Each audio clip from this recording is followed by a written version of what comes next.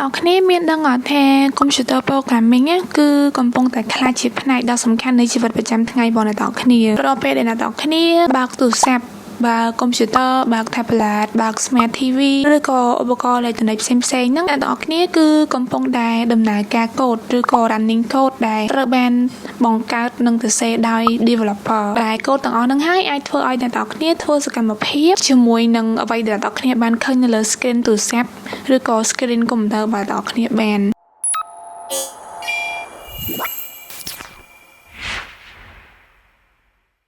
សួស្តីអ្នកគ្នាស្វាគមន៍មកកាន់វីដេអូថ្មីហើយនៅក្នុងវីដេអូនេះខ្ញុំនឹងនាំអ្នកគ្នាឲ្យស្គាល់ពី programming តើ programming គឺជាអ្វី programming គឺជាដំណើរការនៃការសរសេរកូដដើម្បីដោះស្រាយបញ្ហាជាក់លាក់ណាមួយឬដើម្បីអនុវត្តកិច្ចការងារជាក់លាក់ណាមួយការសរសេរកម្មវិធីឬក៏ computer programming ហ្នឹងគឺជាអ្វីដែលអនុញ្ញាតឲ្យ computer របស់អ្នកទាំងគ្នាដំណើរការកម្មវិធីដែលអ្នកទាំងគ្នាប្រើរៀងរាល់ថ្ងៃឬក៏អនុញ្ញាតឲ្យ smartphone របស់អ្នកទាំងគ្នាអាចដំណើរការកម្មវិធីដែលអ្នកទាំងគ្នាអាចប្រើប្រាស់ឬក៏អ្នកទាំងគ្នាចូលចិត្តបានវាជាផ្នែកមួយដ៏សំខាន់នៃជីវិតប្រចាំថ្ងៃរបស់យើងហើយ computer programming ហ្នឹងគឺអាចធ្វើឲ្យយើង communicate ជាមួយនឹងទូរស័ព្ទឬក៏ computer បានតាមរយៈ programming language តើ programming language ឬក៏ភាសា computer ភាសា programming ហ្នឹងគឺជាអីគេភាសា programming ឬក៏ programming language គឺជាភាសាដែល computer អាច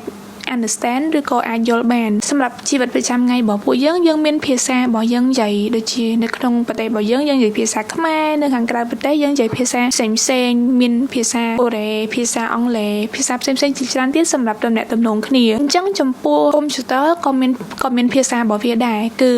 programming language ហ្នឹងដែលវាអាចយល់បានលុះត្រាតែយើងប្រើប្រាស់ programming language ហ្នឹងហើយយើងអត់អាចគាត់ទៅសេ ABC ហើយយើងឲ្យវា understand ថាហ្នឹងអីគេយើងឲ្យវាធ្វើអីទេទោះលុះត្រាតែយើងមាន programming language ទៅវាអាចយល់បានថាយើងចង់ធ្វើអីជាមួយវាហើយតើអីបានវាសំខាន់អញ្ចឹង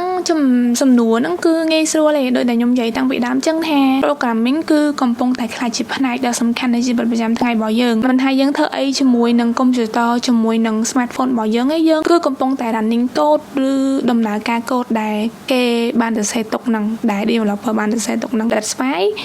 ដោយហេតុហ្នឹងឯងបានគេនិយាយថា programming គឺមានសារៈសំខាន់សម្រាប់ប្រចាំថ្ងៃរបស់ពួកយើងហើយរបស់ជាច្រើនដូចជាទូរស័ព្ទដូចជា app website សូម្បីតែភ្លើងស្តុបនៅតាមផ្លូវហ្នឹងក៏សុទ្ធតែពឹងផ្អែកទៅលើកូដដើម្បីដំណើរការមុខងារវាបានដែរអញ្ចឹងហើយ programming គឺជាផ្នែកមួយដ៏សំខាន់នៃជីវិតប្រចាំថ្ងៃរបស់ពួកយើងហើយខ្ញុំធ្វើវីដេអូហ្នឹងឡើងដើម្បីឲ្យអ្នកទាំងគ្នាដឹងថាអ្នកទាំងគ្នាគឺកំពុងតែរស់នៅក្នុង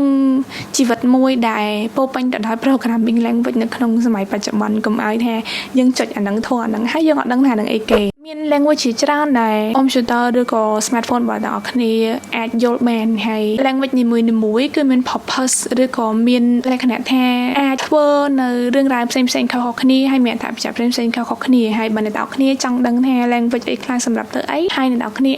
ចង់រៀនពីភាសា programming language ដំបូងអ្នកគ្នាអាច comment នៅខាងក្រោមបានខ្ញុំនឹងចែករំលែកភាសាផ្សេងៗទៀតដែលខ្ញុំគិតថាអ្នកគ្នាអាចរៀនបាននៅ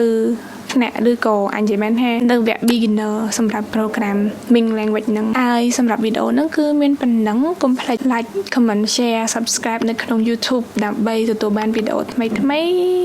ទាក់ទងនឹង technology bye bye